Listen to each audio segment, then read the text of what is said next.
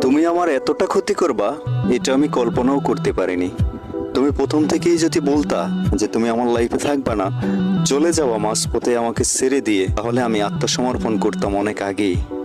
তুমি তো সেটা করলা না। তুমি উপরে উপরে ভালো থেকে পিছনে পিছনে আমার ঠিকই ক্ষতি করে গেছো। আর সেই ক্ষতিটা শুধু আমি কষ্ট পাইনি, আমার টোটাল ফ্যামিলিটাই কষ্ট পেয়েছে, আমার প্রতিবেশীরা কষ্ট পেয়েছে, আমার এলাকার মানুষজন কষ্ট পেয়েছে। কারণ খারাপ হতে পারি আমি তোমার চোখে, বাট আমার ফ্যামিলির কাছে আমি একটা ভালো মানুষ ছিলাম, আমার প্রতিবেশীর কাছে আমি একটা ভালো মানুষ ছিলাম, আমার এলাকার মানুষের কাছে আমি সত্যি একটা ভালো মানুষ ছিলাম।